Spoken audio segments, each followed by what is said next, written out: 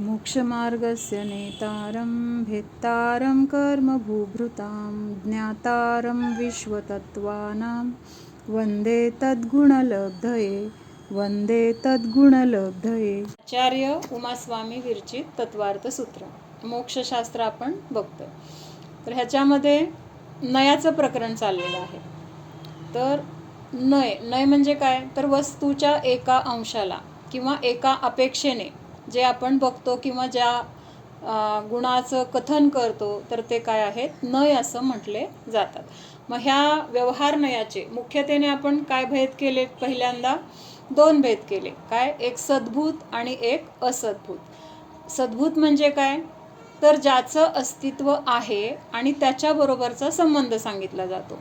असद्भूत म्हणजे काय, तर जिथं संबंध तर नाही पण व्यवहार चालण्यासाठी तो संबंध सांगितला जातो. मग तो संबंध कसा आहे, तर दोन द्रव्यांना एकत्रितपणे तिथं कल्पना करून तो संबंध सांगितलेला आहे. म्हणून त्याला काय म्हटलं, असद्भूत म्हणजे नसलेला संबंध जिथं दाखवला जातो.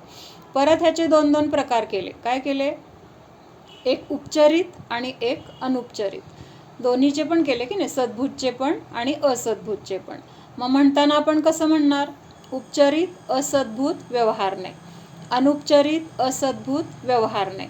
म्हणजे तिथं कुठल्या द्रव्यांना धरून तिथं आपण कथन करतोय. म्हणजे आता असद्भूतमध्ये काय येणार आहेत, अनेक द्रव्यांचा संबंध तिथं जोडलेला आहे किंवा तशी कल्पना करून तिथं तो संबंध सांगितलेला आहे. मग उपचारित असद्भूत नाही, उपचारित असद्भूत व्यवहार नयामध्ये काय सांगितलेलं आहे, कसला संबंध सांगितलाय, कोण सांगतंय? उपचारित असद्भूत व्यवहार नाही का? म्हणजे दोन द्रव्यामध्ये नसलेला जो संबंध दाखवतो. दोन द्रव्य स्वतंत्र आहेत, म्हणजे उदाहरणार्थ जीवद्रव्य किंवा त्याचा परिग्रह. कुठला परिग्रह घ्यायचा जीवाचा? माझे घर, माझा दागिना, म्हणजे थोडक्यात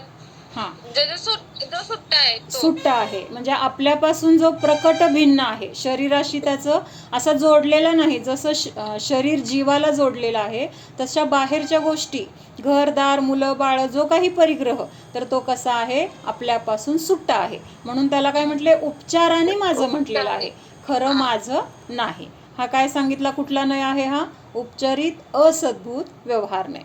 आता अनुपचारित असद्भूत व्यवहार नाही कोण सांगतंय, रमा भाभी सांगा. त्याच्यामध्ये विशेष काय आहे, एक क्षेत्रांगार संबंध आहे. हा बरोबर, ही मुख्यता आहे. अनुपचारित असद्भूत व्यवहार नयामध्ये काही काळासाठी ही दोन द्रव्य, मुख्यतेने दोन म्हणले बरं का, पुद्गलामध्ये तर अनंत पुद्गल द्रव्य आहेत, जीव फक्त एक आहे, पण जीव आणि पुद्गल ह्या अपेक्षेने तिथं दोन म्हटलेलं आहे. आणि ही दोन द्रव्य काही काळासाठी एका क्षेत्रामध्ये कशी आहेत, तर बांधली गेलेली आहेत. त्याला ना जीव वेगळं करू शकतोय ना पुद्गल ह्याच्यापासून वेगळं होऊ शकतंय. ह्या अपेक्षेने काय म्हटलेलं आहे, बाहेर ज्या सुट्टा परिग्रह होता ना त्यापेक्षा कुठंतरी हा थोडासा जवळ आहे जीवाच्या, म्हणून तिथं म्हटलेलं आहे अनुपचारित, वेगळं करता येत नाही ह्या अपेक्षेने. आता तिसरा नाही आपण कुठला बघितला होता काल, सद्भूत मधला बघितला होता. म्हणजे सद्भूतचे पण दोन प्रकार केले, एक उपचारित सद्भूत व्यवहारने, एक अनुपचारित सद्भूत व्यवहारने. मग आता उपचारित सद्भूत व्यवहार नयामध्ये काय सांगितलेलं आहे, कोण सांगतंय?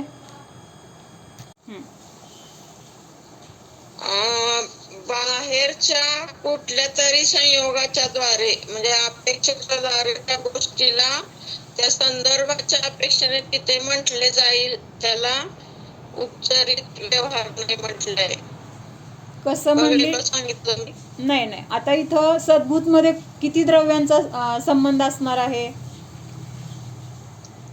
दोन द्रव्याचा संबंध आहे का इथं सद्भूत मध्ये? नाही, इथं सद्भूत मध्ये काय येणार आहे, एकाच द्रव्यामध्ये असलेला संबंध दाखवला जाईल. इथं बाहेर कसं असद्भूत मध्ये आपण शरीर किंवा बाहेरचा सगळा परिग्रह ह्याच्यावरून तिथं काय म्हटलं होतं, तो नसलेला संबंध दाखवलाय. पण आता इथं सद्भूत मध्ये काय केलेलं आहे, एकाच द्रव्यामध्ये जे काही त्या द्रव्यामध्ये त्याची पर्याय असेल त्या म्हणजे द्रव्याचे गुण असतील, त्या गुणांची पर्याय असेल, त्या अपेक्षेने तिथं काय केलेलं आहे, सांगितलेलं आहे. मग तिसरा नय आहे उपचरित सद्भूत व्यवहार नय.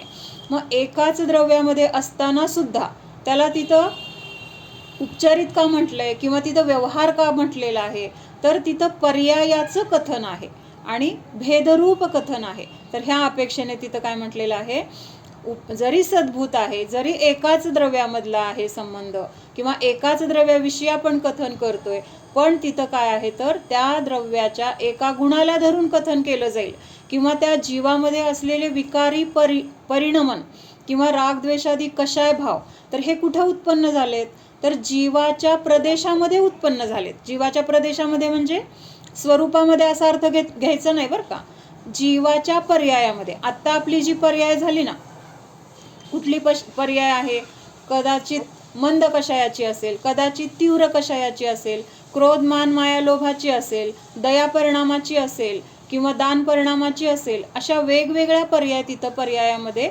दिसून येतात.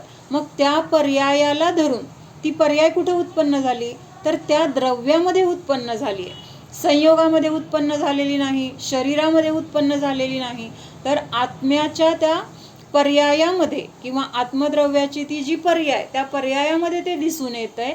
म्हणून तिथं काय म्हटलेलं आहे, त्याला सद्भूत मध्ये घेतलेलं आहे.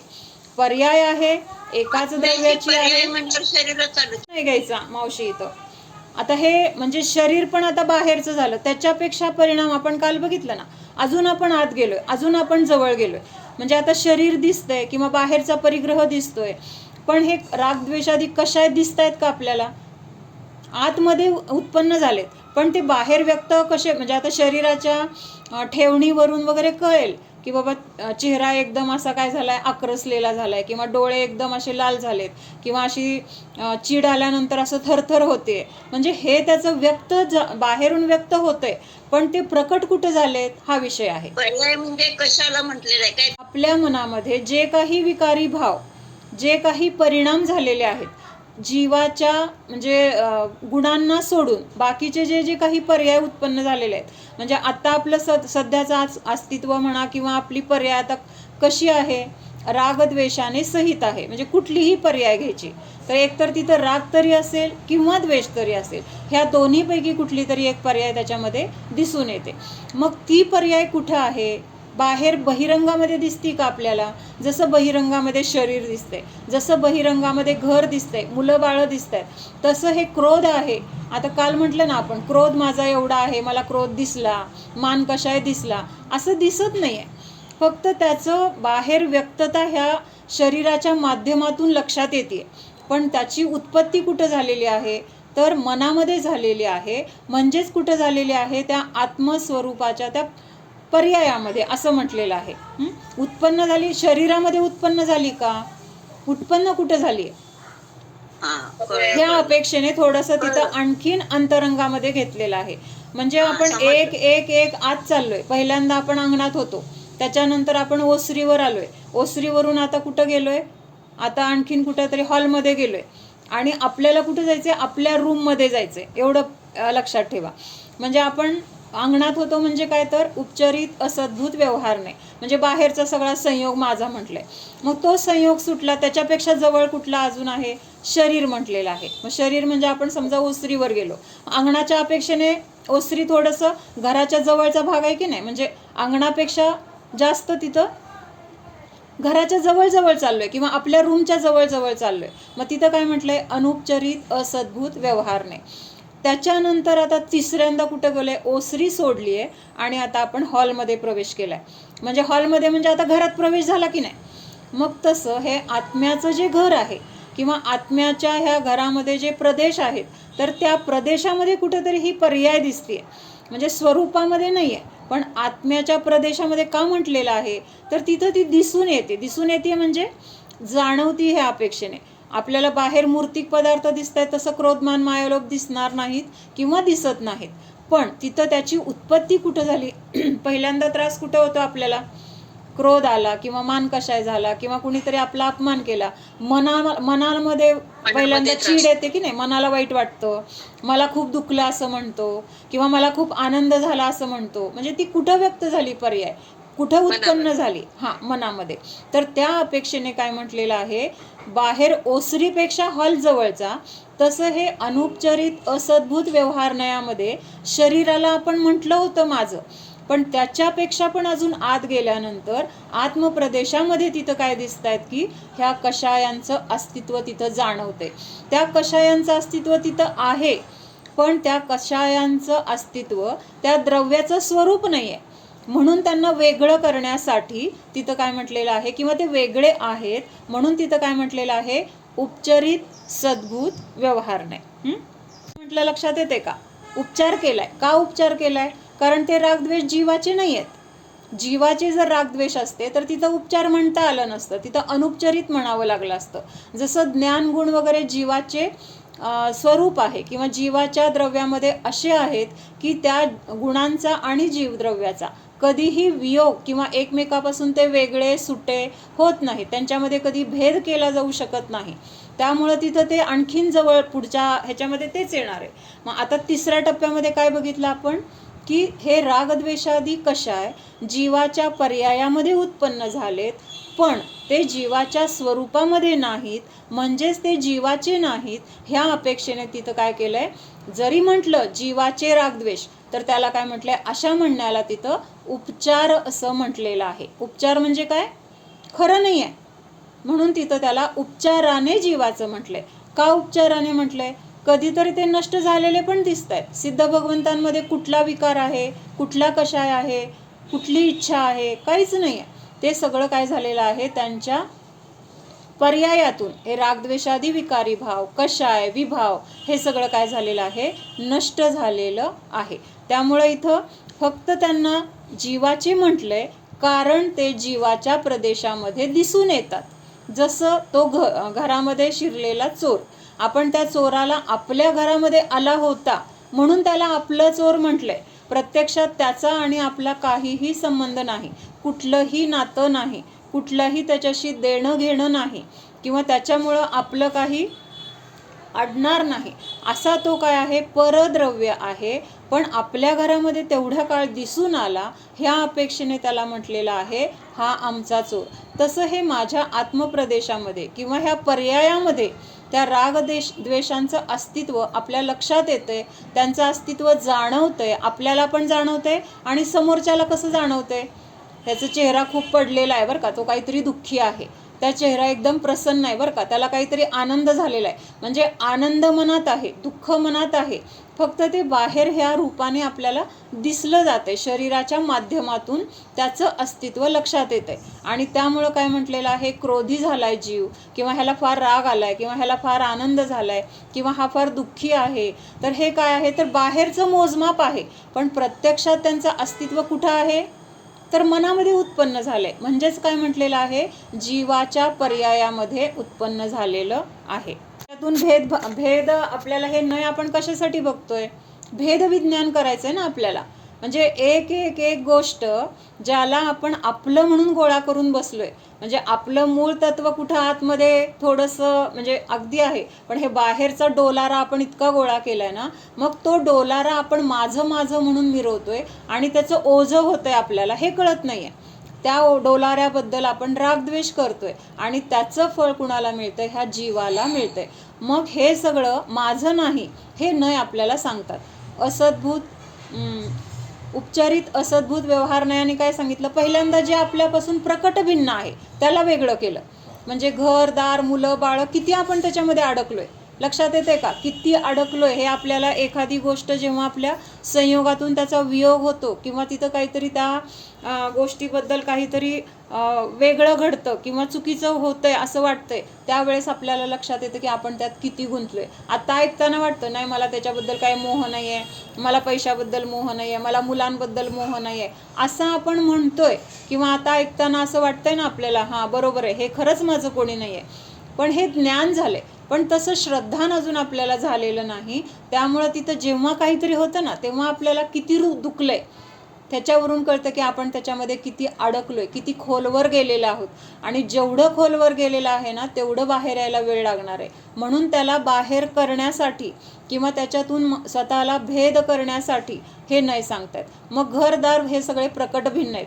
म्हणजे ह्यांच्याशी माझा संबंध कसा आहे, बादरायण संबंध आहे, तात्पुरता ह्या भवापुरता किंवा आत्ता माझ्या संयोगात आहेत म्हणून तो संबंध म्हटला गेला. त्याच्यानंतर त्याच्यापेक्षा जवळचा संबंध शरीराचा सांगितलाय. काही काळापुरतं हे शरीर इथं काय आहे तर ह्या जीवाच्या संयोगामध्ये आहे.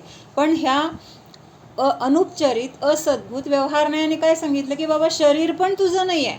एका काही काळापुरतं जरी तू त्या शरीराशी बांधला गेलेला आहे, पण ज्या क्षणी आयुकर्म संपणार आहे त्या क्षणी हे शरीर आणि जीव असं वेगळं होणार आहे की जणू काही ह्याचा संबंधच नव्हता हे आपल्याला लक्षात येतं की नाही. लगेच त्या शरीराला आपण जाळून टाकतो, ठेवतो का. एवढे दिवस आपलं होतं, आपलं म्हणून त्याची सगळी काळजी घेतली, जे कोणी आपले नातेवाईक आहेत त्यांची काळजी घेतो. पण ज्या क्षणी प्राण गेला त्या क्षणी विचार काय सुरू होत आहेत, आता हे कसं दहन क्रिया किंवा हे येणार आहेत, हे आल्याशिवाय करायचं नाही, पण करायचंय. म्हणजे तिथं त्या घरामध्ये ठेवून घेण्याची तिथं आपली बिलकुल तयारी नाही.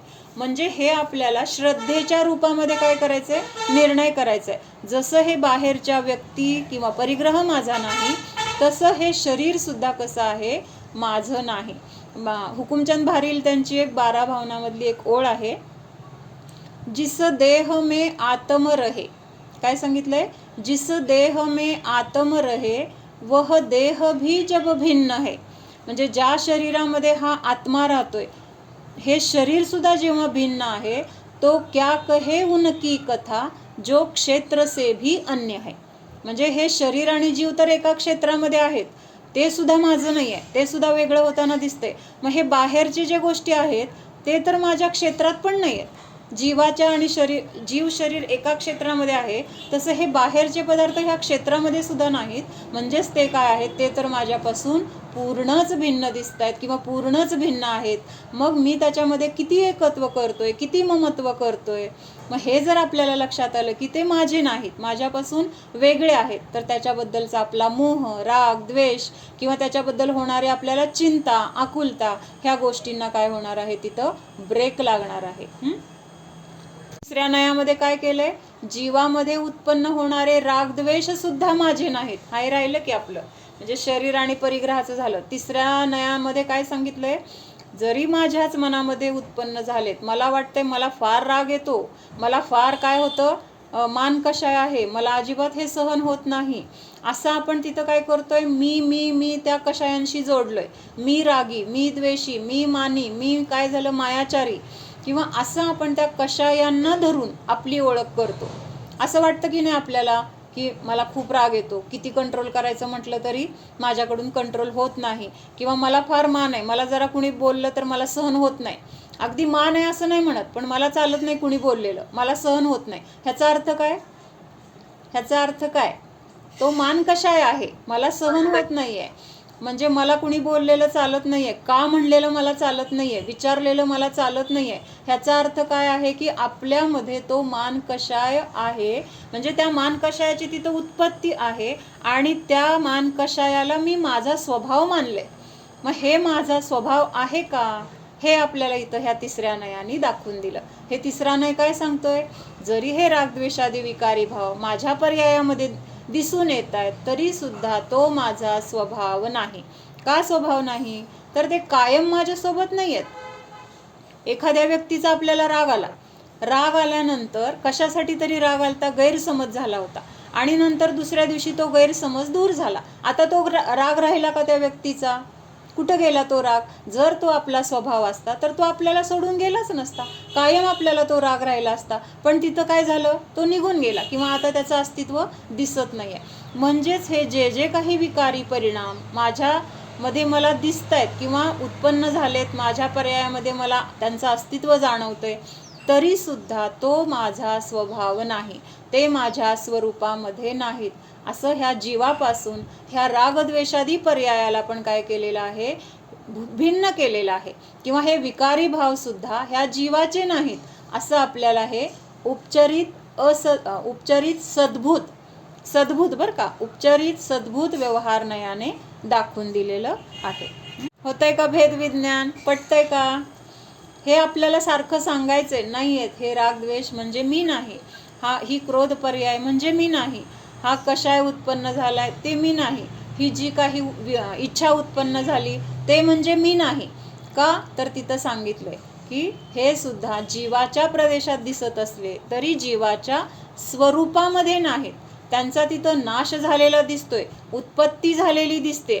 उत्पत्ती होतेच ह्याचाच अर्थ काय होतो की ते आपले नाहीत. कारण आपल्यामध्ये जे काही गुण आहेत ते उत्पन्न पण होत नाहीत आणि ते नष्ट पण होत नाहीत. म्हणजे जे माझं आहे ते अनादि अनंत आहे. अनादि काळापासून तेच गुण आहेत, आजही तेच आहेत, अनंत काळानंतरही तेच गुण असणार आहेत. मग आत्ता राग उत्पन्न झाला, आत्ता मान कशाय उत्पन्न झाला, म्हणजेच काय झालं, तो बाहेरचा आहे, तो माझा स्वतःचा नाही. माझ्या घरामध्ये तो माझ्या घरातल्या सगळ्या जे काही गुण आहेत त्याच्यामधला तो गुण किंवा तो विकार नाही.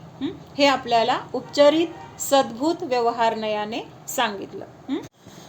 बोर्ड दिसतोय का बघा, दिसतोय? हो दिसतोय. हा, जरा वर कर, किंचित वर कर. थांबा एक मिनिट.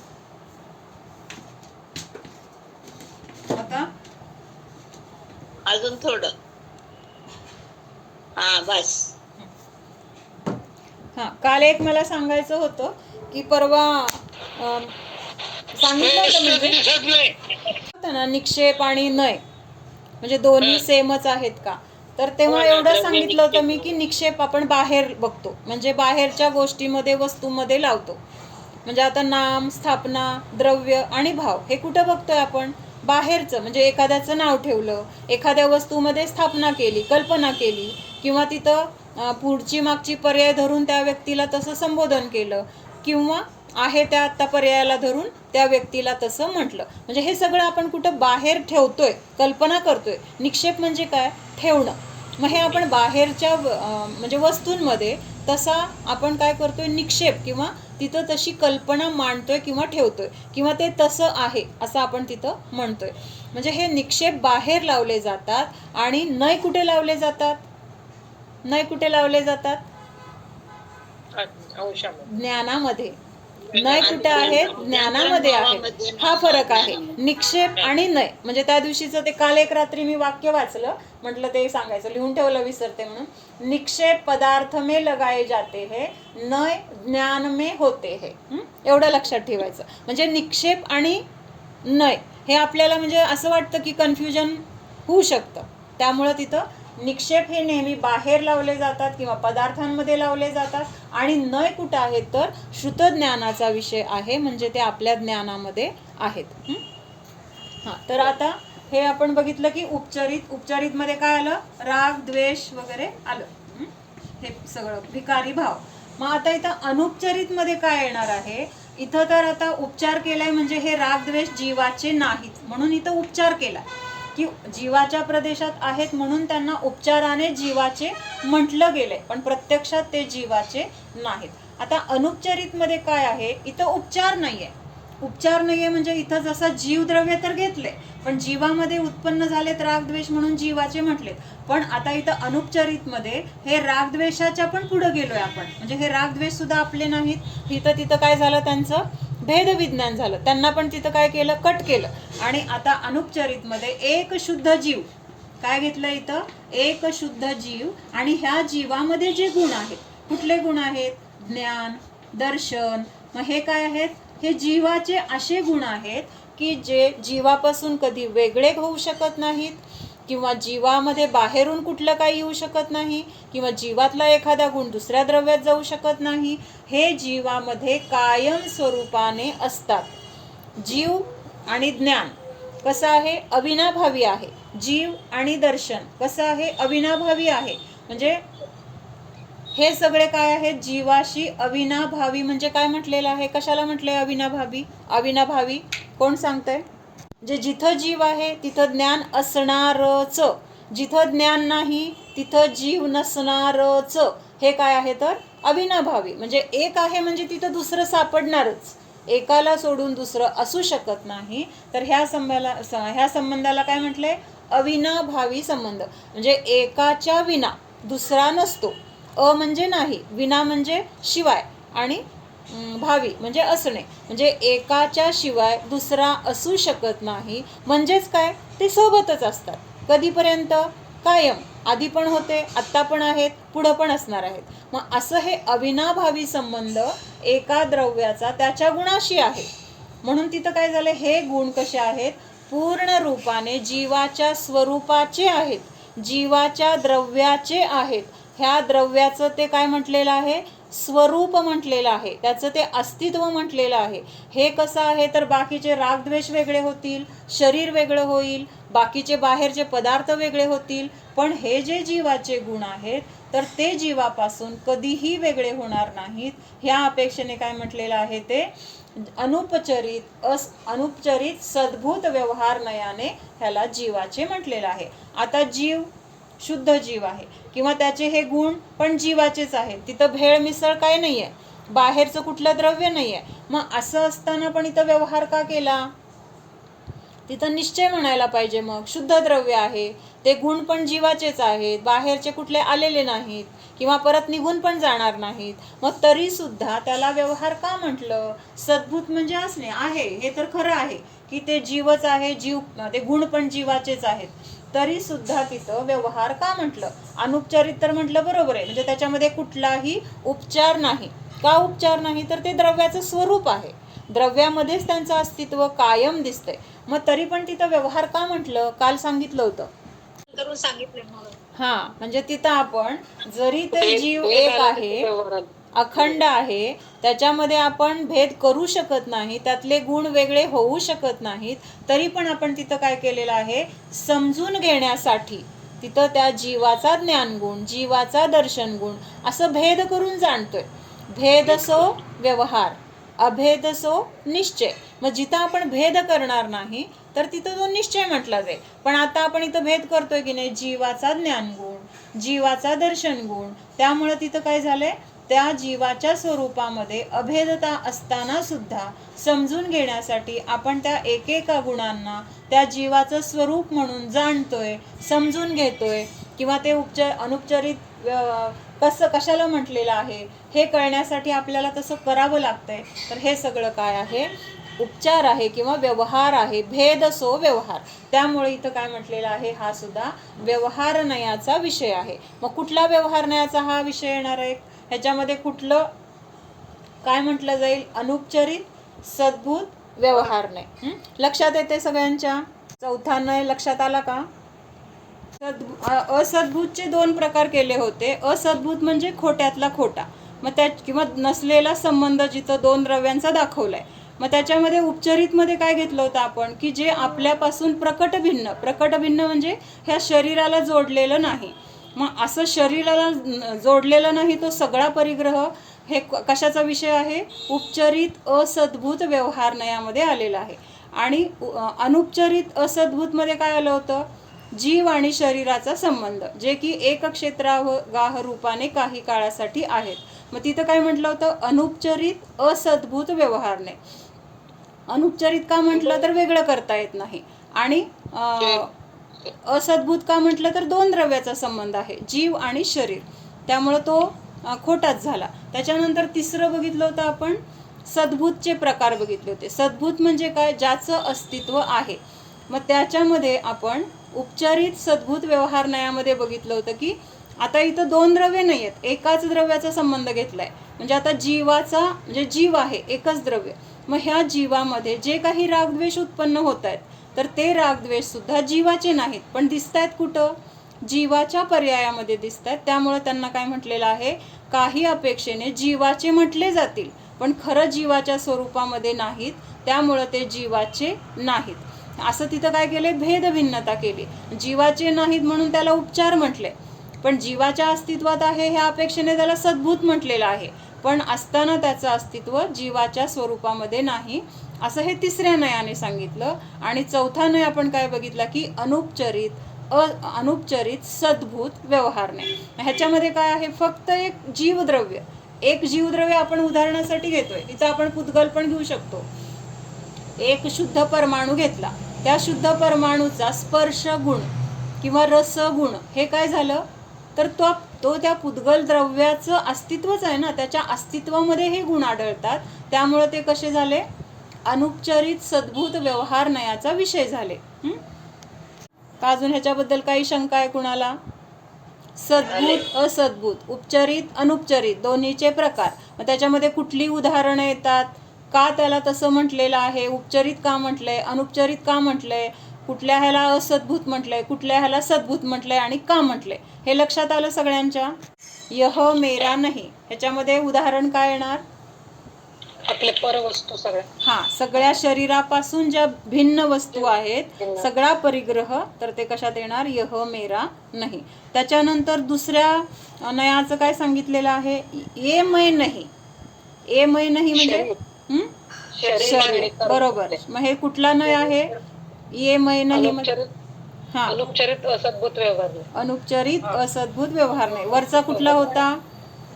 उपचारित असद्भूत व्यवहार. बरोबर. आता उपचारित असद्भूत व्यवहार नाही. हा, बरोबर. आता तिसरं काय आहे?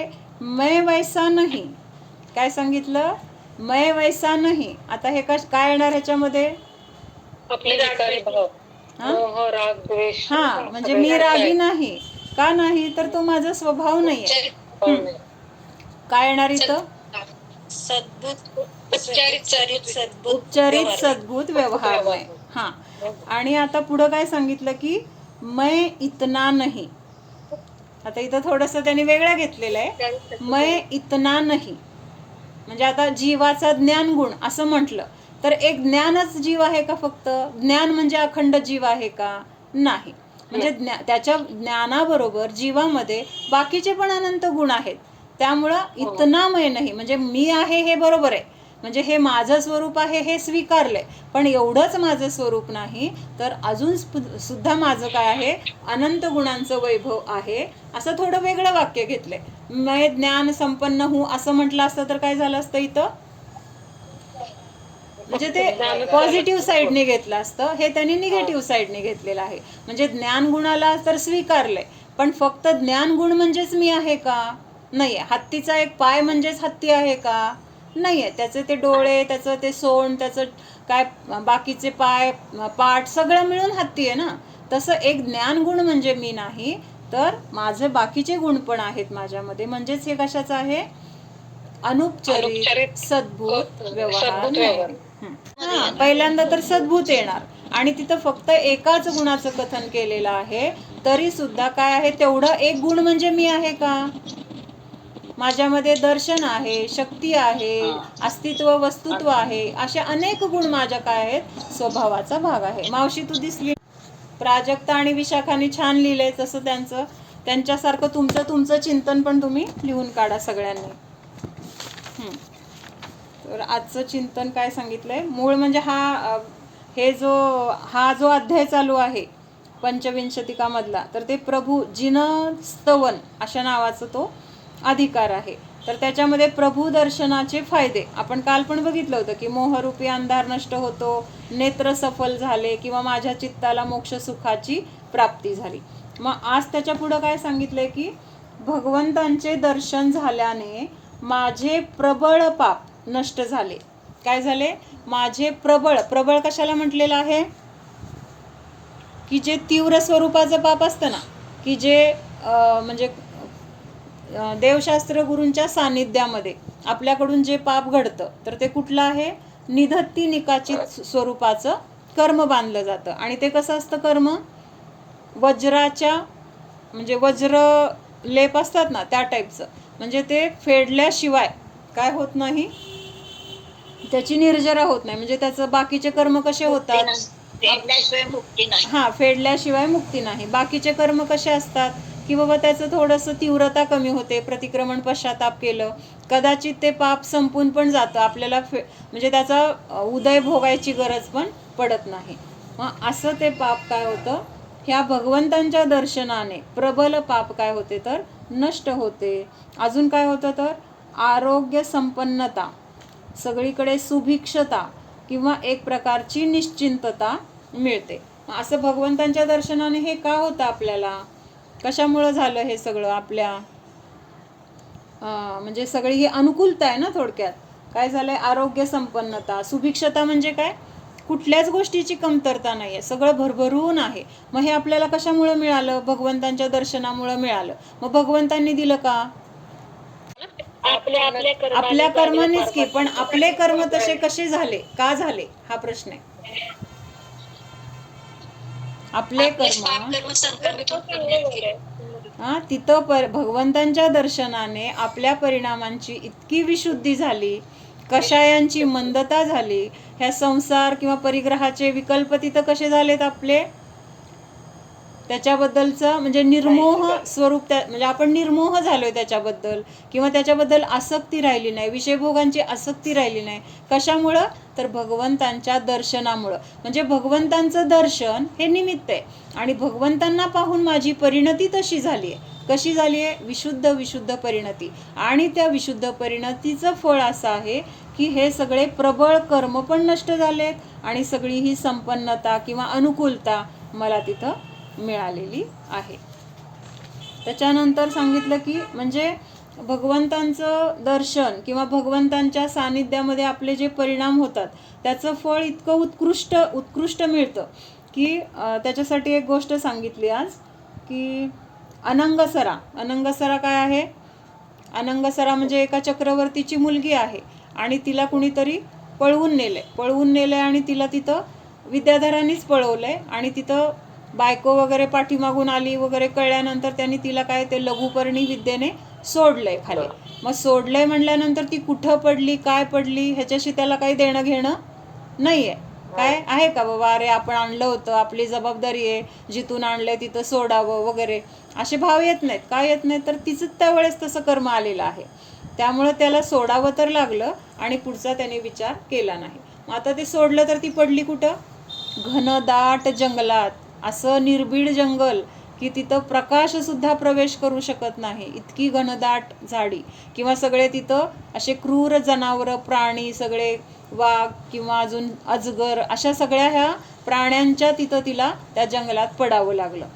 तिने खूप प्रयत्न केले सुरुवातीला, पण तिला तिथून काही मार्ग मिळाला नाही. मग शेवटी तिने स्वीकारलं की आता हेच माझं आयुष्य आहे, आणि ह्याच्यामध्येच मला काय करायचंय, माझं हे जीवन पूर्ण करायचंय, असं म्हणून तिने काय केलं, तिथं त्या ज्या आहे तिथं त्या वातावरणात राहायचं. मग तिथं राहत असताना काय केलं तिने, फक्त धर्माची आराधना केली. काय केलं, जे काही फळं, जिथं काय झऱ्याचं पाणी वगैरे हे खाऊन तिथं राहिली, आणि तिथंच फक्त ध्यान करायचं, भगवंतांचं नामस्मरण, चिंतन, भक्ती, स्तुती जे काही येत होतं, तर त्याच्यामध्ये तिने किती वर्ष घालवली, 3000. 100 असे 10 वेळा केल्यावर 1000, असे अजून 10 वेळा केल्यावर 2000. म्हणजे आपल्याला हे गणित तर माहित आहे 3000 म्हणजे किती, पण आपलं आयुष्य आता किती अल्प आहे, त्या मानाने अनंगशरा म्हणून होती ना ती, अनंगधरा किंवा अनंगशरा दोन्ही नावाने ओळखली जाते ती. मग तिथं त्या 3000 वर्षामध्ये तिने एवढा सगळा काळ कशी राहिली, ती शांत परिणामाने, आकुलता नाही केली, अरे माझा वियोग झालाय आता मी काय करू, रडत बसली नाही.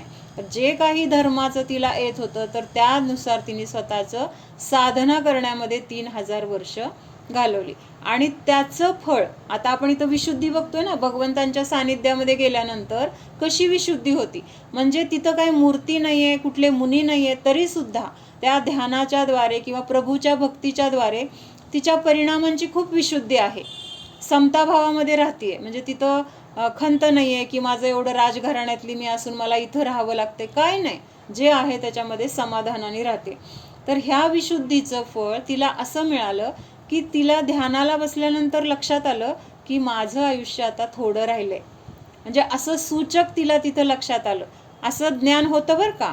म्हणजे हे कशामुळं झालंय, त्या परिणामांच्या विशुद्धीचं फळ आहे. आणि मग तिच्या लक्षात आलं की आता माझं आयुष्य 8 दिवस राहिलेलं आहे. आणि मग तिने काय केलं, तिथं सल्लेखना धारण करायची, मला समाधिमरण साधायचे, आणि मग त्यासाठी तिने सल्लेखना धारण केली. सल्लेखना धारण करताना मर्यादा काय केली तिने, जंगलाच्या बाहेर तर जाणारच नाही, पण इथं सुद्धा मी जिथं आहे तेवढ्या 100 हातमध्ये किंवा 100 फुटाच्या बाहेर सुद्धा मी जाणार नाही. तेवढ्या ह्याच्यामध्येच काय असेल ते माझं हे शेवटचे दिवस तिथं घालवणार, असं म्हणून ती परत तिथं साधनाच करते, ध्यान वगैरेच करते. योगायोगाने त्याच वेळेस तिथून एक विमान चाललं होतं. आता विमान हे विद्याधरांची विमानं वगैरे असं जंगलाच्या वरून वगैरे जाताना जर खाली कोणी आपलं जवळचं नातेवाईक किंवा आपलं कोणीतरी शत्रू ह्या दोघांपैकी कोण असेल तर ते विमान काय होतं तिथं ॲटोमॅटिक थांबतं. म्हणजे त्या थांबायची त्यांना इच्छा काय प्रश्नच नसतो किंवा तिथं त्यांचा स्टॉप नसतो, तरी पण तिथं त्यांचं विमान थांबतं. मग तसं एक विमान तिथं थांबलं. मग त्यांनी विचार केला माझं विमान इथं का थांबले. मग त्यांनी बघितलं खाली तर जंगलामध्ये एक मुलगी आहे. मग त्या मुलीला त्यांनी विचारलं की बाबा तू कोण आहेस आणि ह्या जंगलामध्ये कशी काय आली आहेस. मग तिने सांगितलं की मी अशी अशी चक्रवर्तीची मुलगी आहे आणि मला असं असं पळवलं गेलं, मला इथं सोडलं, 3000 वर्ष जवळजवळ मी इथंच आहे, असं सगळं सांगितलं. मग कुठली आहे काय आहे, देशाचं नाव, राजाचं नाव, हे सगळं तिने सांगितल्यावर अरे तर तू तर माझ्या बहिणीची मुलगी आहे. काय आहे, तू तर माझ्या बहिणीची मुलगी आहेस आणि 3000 वर्षापूर्वी हरवली वगैरे हे सगळं माहीत होतं. पण आता 1000 वर्षामध्ये कितीतरी बदल झाला असेल ना तिच्यामध्ये, त्यामुळं ती ओळखू आली नाही. पण आता ओळख पटली, मामाच आहेत म्हटल्यावर ते म्हटले चल आता आपल्या घरी. आता काय म्हटले, चल आता आपल्या घरी. म्हणजे आपण जेव्हा एखादा नियम घेतो ना तर त्यावेळेस आपली परीक्षा नक्की होते. म्हणजे कसं कर्म असतं आणि ती परीक्षा पास व्हायचं का नाही ते आपल्या हातात असतं. मग त्या नियमामध्ये जर दृढ राहिलो तर आपण ती परीक्षा पास झालो. मग तिला आता ही काय परीक्षा आली, सल्लेखना घेतली आहे. ह्या 100 फुटाच्या बाहेर जायचं नाही आहे, वडील चक्रवर्ती आहेत, न्यायला विमान आलेलं आहे. मग ती म्हणती नाही मी सल्लेखना घेतली आहे, मी 100 फुटाच्या बाहेर जाणार नाही. मग ते तिला खूप विनवतात पण ती जात नाही. मग ते पटकन जातात बहिणीच्या घरी आणि सांगतात की तुझी मुलगी अशी अशी जंगलामध्ये आहे आणि ती सापडली आहे. मग ते सगळे तिला घ्यायला येतात, सैन्य सगळं सगळं, राजा सगळेजण येतात. आणि मग आता येतात तर समोर दृश्य काय दिसतंय, आता एक अजगर तिला गिळतोय. काय करतोय, एक अजगर तिला गिळतोय आणि ती फक्त एक जिनस्मरण ह्याच्यामध्ये ती आहे. आणि मग ते राजा आज्ञा देतो की त्या अजगराला मारा आणि तिला सोडवा. मग त्यावेळेस ती काय सांगती की मी अभयदान दिले ह्याला आणि तुम्ही सुद्धा त्याला अभयदान द्या, त्याला मारू नका. अगदी म्हणजे तिचा म्हणजे इतकं तिने निक्षून सांगितलंय. त्यामुळे आता बाकीच्या सगळ्यांनी पण ऐकलं तिचं. आणि शेवटपर्यंत म्हणजे हात फक्त तिचा असा बाहेर राहिलाय, म्हणजे पूर्ण शरीर गिळलंय आणि आता हात जोपर्यंत बाहेर आहे तोपर्यंत ती सांगती तुम्ही त्याला, म्हणजे हाताने पण खुणवती, त्याला काही तुम्ही त्रास देऊ नका, त्याला अभयदान द्या, त्याला मारू नका. आणि शेवटी मग पूर्णच तिला काय झालं, गिळलं गेलं आणि संपलं. आणि त्यानंतर तिचा जन्म कुठं झालाय, मला वाटतं स्वर्गात गेली असेल. आणि त्याच्यानंतर ती विशल्या म्हणून जन्मली. विशल्या म्हणजे कोण होती, लक्ष्मणाची बायको. हा, मग आता ती विशल्या म्हणून जन्मली. आता जन्मल्यानंतर काय झालंय, आंघोळ घातली तिला.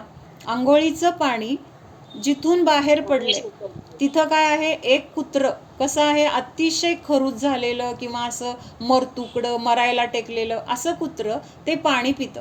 तहान लागली त्याला आणि ते पाणी पितं. पाणी पिलं की काय झालं, एकदम तंदुरुस्तच, खरूज नाही, ते मरतुकडेपणा नाही, रोग नाही, अगदी धष्टपुष्ट आणि सुंदर त्याचं रूप असं ते काय झालं कुत्रं. आणि हे कुणी बघितलं, त्या दाईनी बघितलं की बाबा हे पाणी पिला की लगेच त्याला कसं काय असं झालंय. मग तिला शंका येते की ह्याच्यामध्ये काहीतरी दैवी शक्ती आहे. मग ती तिची आई आजारी असते, खूप आजारी असते ती. मग ते पाणी त्यातलं थोडंसं ती घेऊन जाते आणि आईच्या अंगाला लावते. आई पण पूर्ण निरोगी झाली. काय झालं, आई पण पूर्ण निरोगी झाली. आणि मग तिने सांगितलं की ह्या मुलीच्या मध्ये काहीतरी दैवी शक्ती आहे की हिच्या अंगाचं पाणी सुद्धा काय करते, सगळे रोग दूर करते. कशाचं फळ आहे हे, फळ कशाचं आहे, परिणाम. म्हणजे 3000 वर्ष तो परिणामाचं फळ किती, म्हणजे आपल्या परिणामांचं फळ आपल्याला असं पण मिळतं. काल आपण बघितलं ना, म्हणजे आपण काय काय परिणाम करतो, म्हणजे रागी द्वेषी किंवा दुसऱ्यांबद्दल निंदेचे परिणाम, तर त्यांनी पण आपल्याला वाईट फळ मिळणार आहे.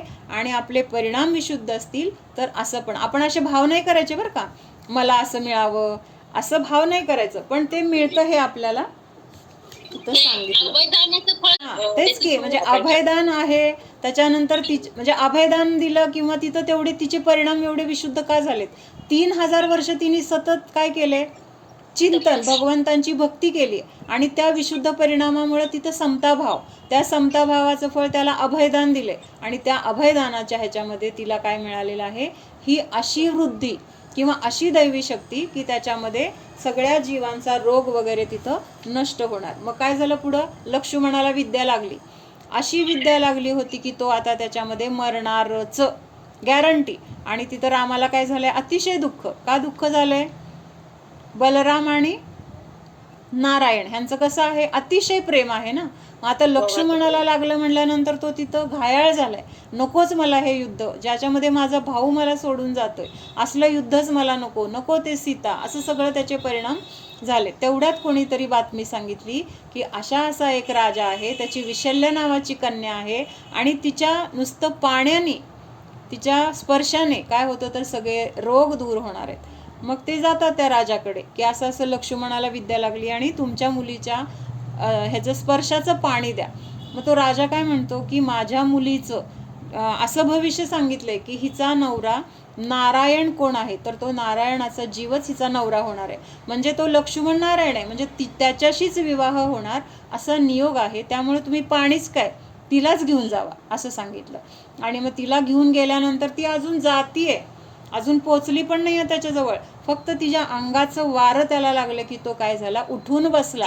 म्हणजे कसली शक्ती आहे. आहेत का असली औषधं आत्ताच्या जगामध्ये? म्हणजे कशाला आपण महत्त्व देतोय? आपल्याजवळच आपले परिणाम आहेत, त्या परिणामांच्या द्वारे इतकं काही उत्कृष्ट घडू शकतं, आणि आपण महत्त्व कशाला देतोय? बाहेरच्या गोष्टींना देतोय. आणि तिथं मग काय झालं, त्यांचं लग्न वगैरे ह्या गोष्टी झाल्या. त्याच्यानंतर लग्न झाल्यावर राहत नाही ना, लग्न झालं तिथंच. लग्न झालं की तिची ती वृद्धी होती ना, ती शक्ती, दैवी शक्ती, ती लगेच नष्ट झाली. का नष्ट झाली? ते ब्रह्मचारी होती तोपर्यंत होते तिथं. म्हणजे आता ब्रह्मचर्याचा विषय संपला. आता तिथं काय झालं, विवाह ठरला. मग त्याच्याबद्दलचे भाव, मग तिथं परिणामामध्ये काय झालं, ब्रह्मचर्य संपलं, अब्रह्माचे भाव सुरू झाले, म्हणून तिथं पापाला सुरुवात झाली. मग अम्मांनी काय सांगितलंय, विरुद्ध हे विवाहाचा अर्थ काय सांगितलाय मोनिका? अम्मा काय सांगायच्या? म्हणजे काय मोनिका? विरुद्ध वाहवा, विरुद्ध वाहवा. म्हणजे त्या लग्नामध्ये म्हणतो वा वा वा, काय नवरी आहे, काय नवरा आहे, काय सगळं आहे. कशाची वाहवा करतोय आपण? संसाराची वाहवा. म्हणजे ह्या जीवाच्या जे विरुद्ध आहे त्या विरुद्धची वाहवा तिथं सुरू झाली आणि तिची वृद्धी संपली.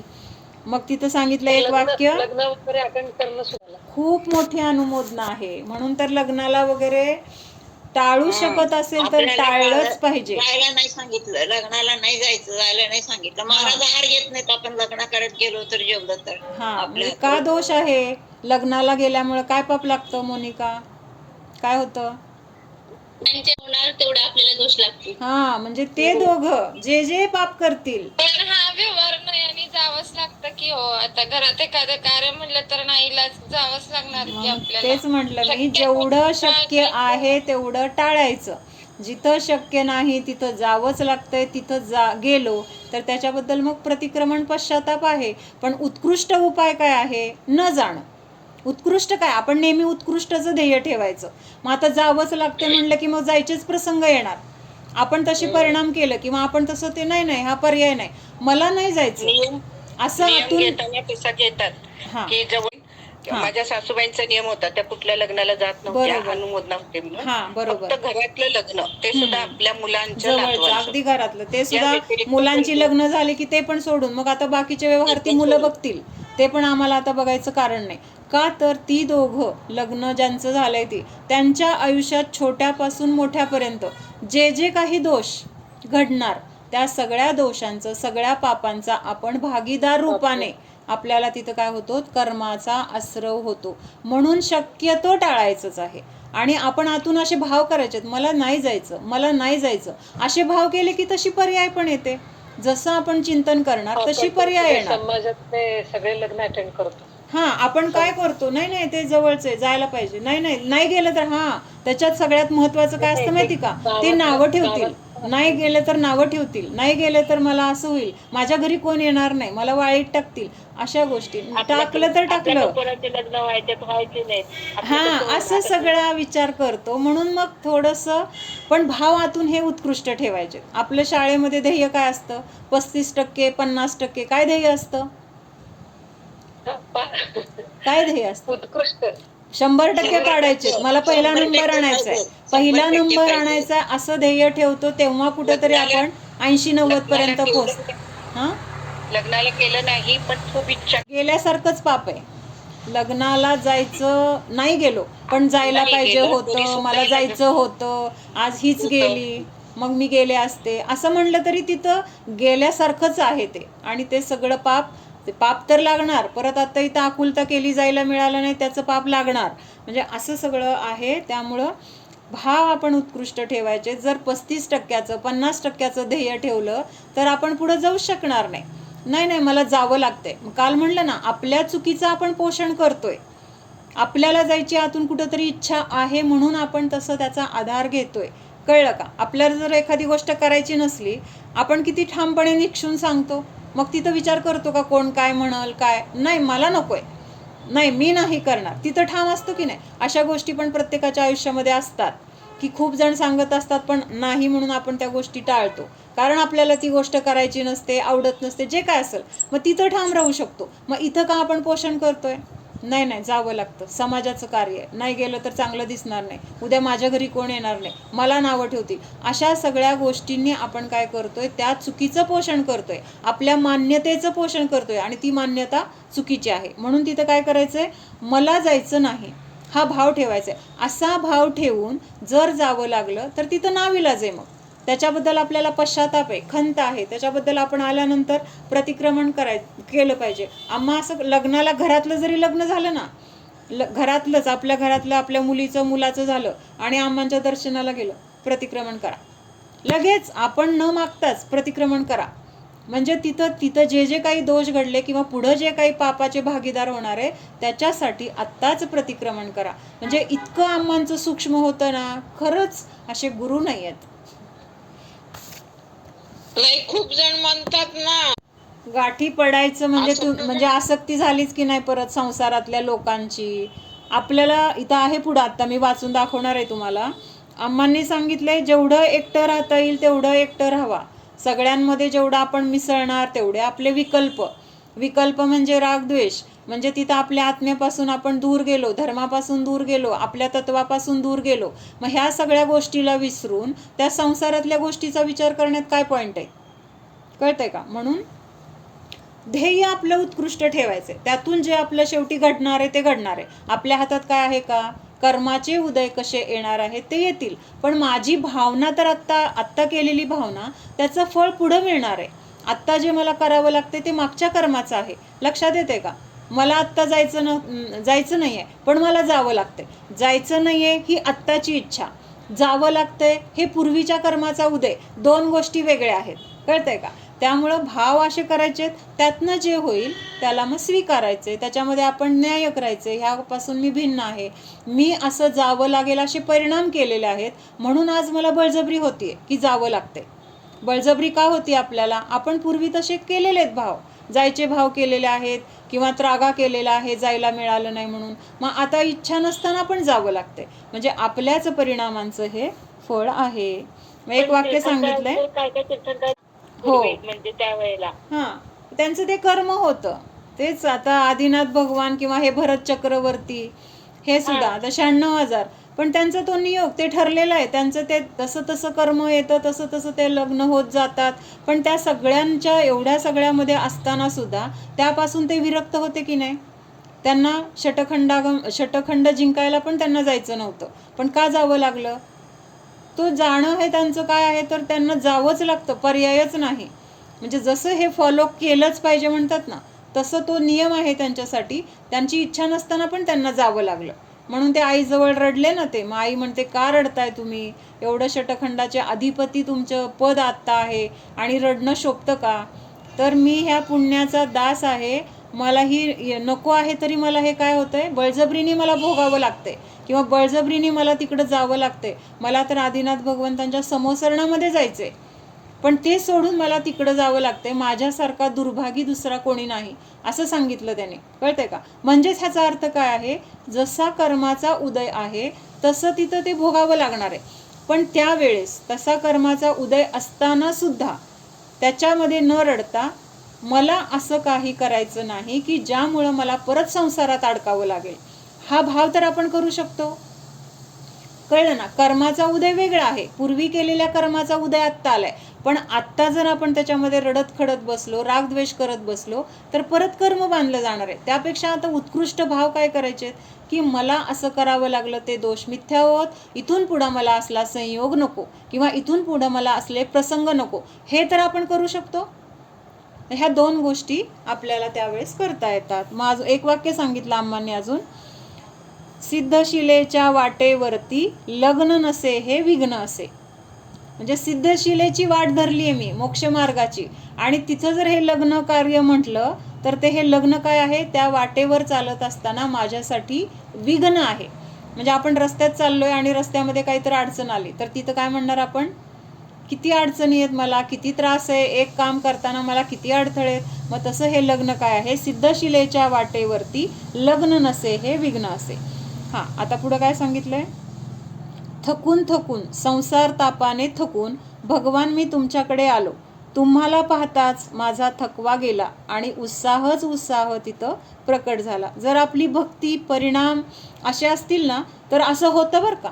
म्हणजे भगवंतांना पाहिलं, आपण किती थकलेला असतो आणि बाहेरून आलं घरात ते छोटंसं बाळ बघितलं की थकवा आपला गेला सगळा, म्हणतो की नाही, त्या बाळाला बघून थकवा गेला, तसं भगवंतांना बघून पण आपला असा थकवा गेला की उत्साहच उत्साह आला.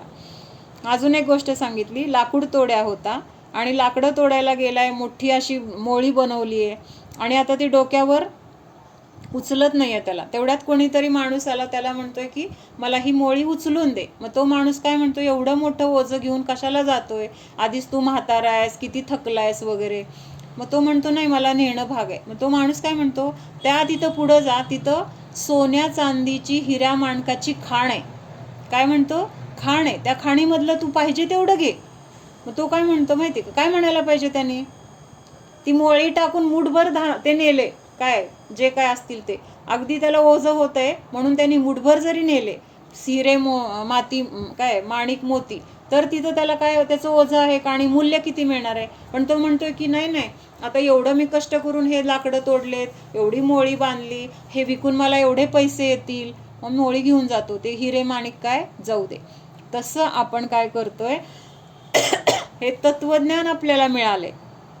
तत्वज्ञान म्हणजे काय आहे, हिरे माणिक मोती, आणि ते तत्वज्ञान सोडून आपण काय करतोय, हे संसारातली ही गोष्ट पाहिजे मला, ती गोष्ट पाहिजे, नाही नाही ती असू दे, तत्वज्ञान राहू द्या थोडा वेळ बाजूला, हे मला करणं गरजेचं आहे, हे मला सुख देणार आहे, हे नसलं तर काय चालणार नाही.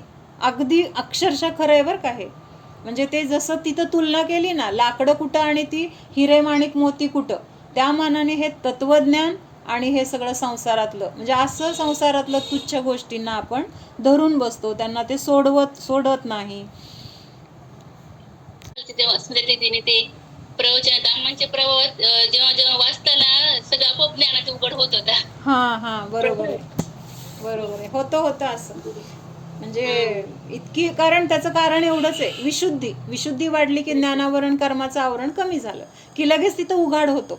म्हणजे आता परवा गजपंतला पण एक पंडित होते, अरुणजी पंडित, तर ते पण म्हणायचे की काय आठवत नाहीये किंवा काय म्हणजे लक्षात येत नसतं, पण ती गादी त्याच्यावर बसलं की नाही आपोआप सगळं आठवतं, आपोआप सगळं आठवते का मावशी, ते म्हणायचे बघ, ही गादीची, हा त्या गादीवर म्हणजे तिथं सांगायला बसल्यानंतर सगळं काही येतं का, तर तिथं जिनवाणीचं महत्व आहे, आतमध्ये जिनवाणीबद्दलचे असे भाव आहेत, परिणाम उत्कृष्ट आहेत, आणि त्या विशुद्धीच्या जोरावर मग तिथं बसल्यानंतर एखादी शंका जरी आलेली असली तरी त्याचं निरसन होतं, असं ते म्हणायचे. कर्णाचे चक्रवर्ती असल्यामुळे होते. बाकीच्या तीर्थंकरांना एकच स्त्री असते ना, कालामुळे दोन बायका झाल्या आणि हे चक्रवर्ती होते शांती कुंतवरणात, त्यामुळे त्यांना ते तर असणार, बरोबर आहे. पण आपण आता चरित्र वाचलं त्यावेळेस त्याच्यामध्ये असं आलं होतं का कुणाच्या ह्याच्यामध्ये एकच लग्न झालंय, म्हणजे आपण तीर्थंकर चरित्र बघितलं ना, तीर्थंकर पुराण एकच बायका एकच स्त्री असते, फक्त तीर्थंकर बहीण भाऊ नसतात त्यांना, बरोबर, बहीण भाऊ नसतात, आहार विहार निहार नाही, म्हणून म्हणलं ते फक्त आदिनाथांना का झालं, ते हुंडा अवसर, बरोबर असेल.